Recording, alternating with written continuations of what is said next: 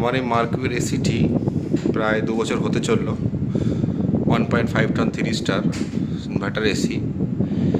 এর cooling capacity অবিশ্বাস্য। এত ভালো কুলিং ক্যাপাসিটি হয়তো কোনো দামি দামি ব্র্যান্ডের এসিও দিতে পারবে না। তো আজকে আমরা চেক করব এর কুলিং কোয়ালিটি কেমন। আসো বন্ধুরা, আমরা একটু দেখে নিই এর কুলিং ক্যাপাসিটি কেমন। আজকে আমরা একটা টেস্ট করি।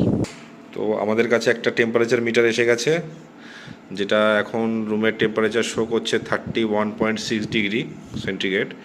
এটাকে আমরা এসির সঙ্গে কানেক্ট করে দেখব এসির টেম্পারেচারের সঙ্গে এর কতটা মিল থাকে। বন্ধুরা, আমরা মিটারটাকে এসির সঙ্গে কানেক্ট করে দিয়েছি। তো এখন আমরা দেখব ডিসপ্লেতে কি পরিবর্তন আসে। আমরা প্রায় 10 সেকেন্ড রেখে দিয়েছি সেন্সারটা। এই দেখো, এখন 24.2 ডিগ্রি অলরেডি শো করছে। তার মানে এর ক্যাপাসিটি এত সুন্দর, কুলিং ক্যাপাসিটি। এর ডিসপ্লেতে 28 শো করছে, মানে এর 28টাকে মেনটেন করছে।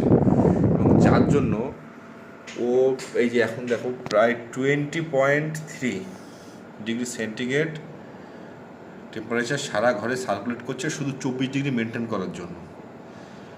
এবং তাও আবার ইনভার্টার এসি। এটা এত ভালো কুলিং ক্যাপাসিটি এ হয়তো অনেক নামি দামি ব্র্যান্ডের এসিতেও দেখা যায় না। এখন বর্তমানে 18.2। তো আমরা দেখবো হয়তো আস্তে আস্তে এটা আরও হয়তো ডিক্রিজ হবে আশা করছি, কেন এর কুলিং ক্যাপাসিটি এত ভালো। অনেক নামি নামি ব্র্যান্ডের এসিও এটা দিতে পারবে না। তো ভিডিওটি ভালো লাগলে অবশ্যই একটা লাইক, শেয়ার। ধন্যবাদ।